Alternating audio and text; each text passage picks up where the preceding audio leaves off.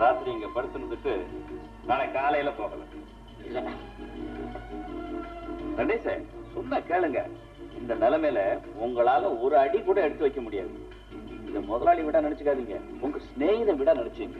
லலிதா,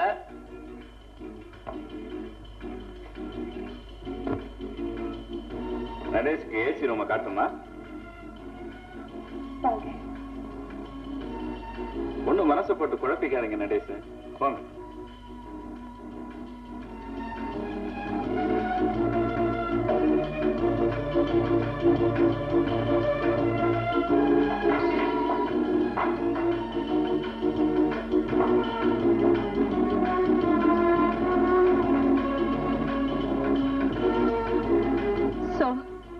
நீங்களும் வேலை போயிட்டீங்க.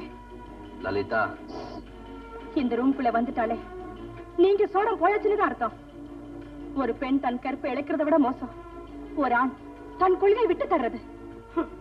நீ எல்லாம் ஒரு ஆம்பளை. வேண்டாம், ஒருத்தி அரைஞ்சிட்டு நான் படுற பாடே போதும். நான் பரோட்டா தட்டுறப்போ இந்த மாதிரி எவ்வளவு மரியாதை எல்லாம் பேசியிருந்தா நடக்கிற கதையே வேற. இப்ப நான் ஒண்ணு செய்ய முடியாது. என்ன, நான் தலைவன், பெரிய தலைவன். இந்த ஒரு வார்த்தை சொல்லிட்டு மானம், ரோஷம், சூடு, சுருணை எல்லாத்தையும் புடுங்கிட்டாங்க.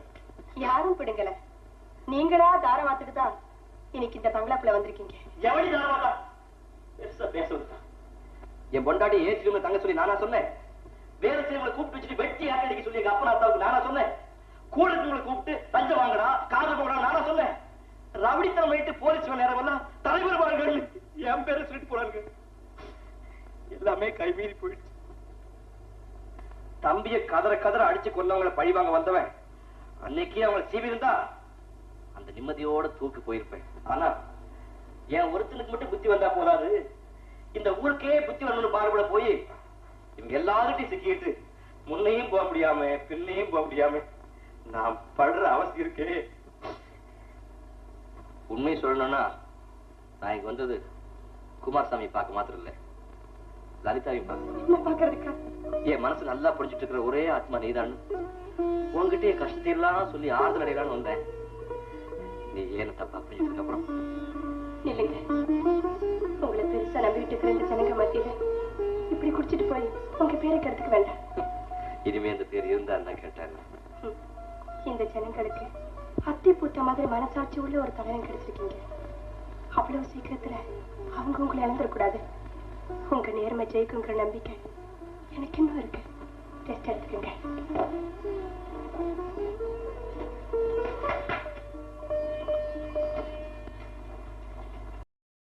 இன்னும் பல வீடியோக்களை காண சன் லைஃப் சேனலை சப்ஸ்கிரைப் பண்ணுங்க.